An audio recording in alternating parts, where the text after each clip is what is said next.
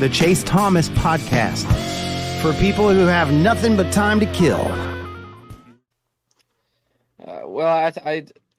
I'd have to say that they're stuck in neutral. I don't think that their offseason was that good. I mean, they brought in Kevin Hayes. He can still be viable. In Philly, he was good.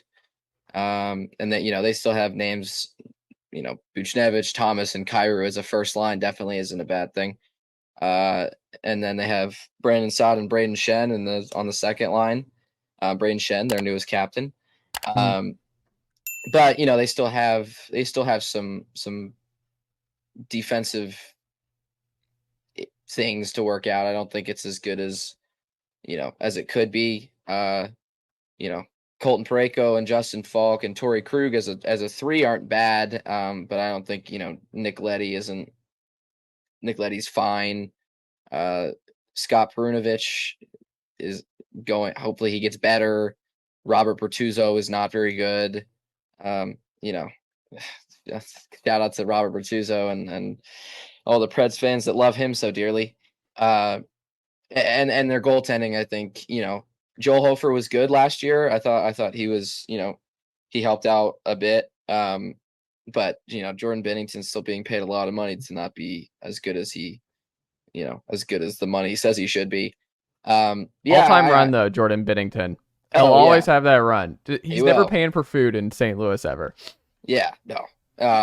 They brought back Oscar Sundqvist, who he could be a solid depth guy. It's just there's nothing that's stands out about this team. Jacob Vrana's still there. Alexei Torpchenko is a player that he could slot in the forward group. Sammy Blais is there. Jake Neighbors is young guy, can definitely make it. He could definitely carve out a spot in there. It's just a lot of names, and it's not really trending one direction or the other. They have some young guys in there that could make an impact in the bottom or middle six, but their top line isn't bad, but then they kind of just have a who's who of either older players or middle of their career guys that aren't gonna they won't get much better after this. A real who's who of who? That was the saddest. This guy and this guy and this guy and this guy. There wasn't any raise. Even with the Blackhawks, you have some raise where hey, this guy. There's names in there, and I mean Jordan Kyrou, he's gonna score a bajillion points. He's such a good player. Robert Thomas is gonna help him score a bajillion points, and will score a bajillion points by helping Kyrou score a bajillion points. I just don't, there's not a ton there that stands out to you. And a lot of Blues fans were calling for Craig Berube's head last year and they didn't get what they wanted. So he's still around. And I think part of that, I think that's going to be a problem. I don't know if he makes it through the year.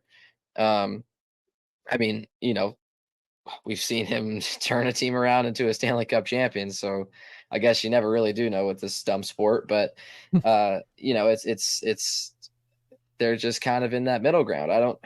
That's hard because this is a team that in the last 2 years, I mean, Ryan O'Reilly is in Nashville now. He got traded at the deadline to Toronto last year. Tarasenko, that whole gambit with the GM did not pay off. And now he's enjoying life in Vegas. In Ottawa.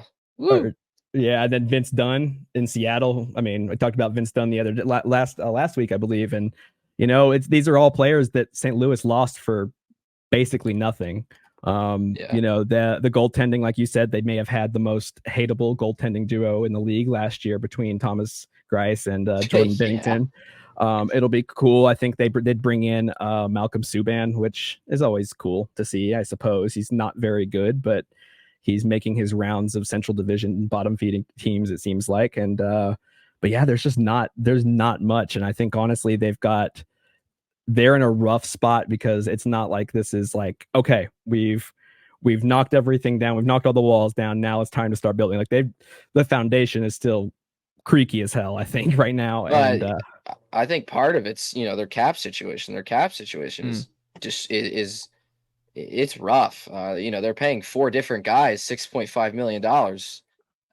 There's Braden Shen, Justin Falk, Torrey Krug, and Colton Parayko. They're all being paid $6.5 million, all for at least 4 years.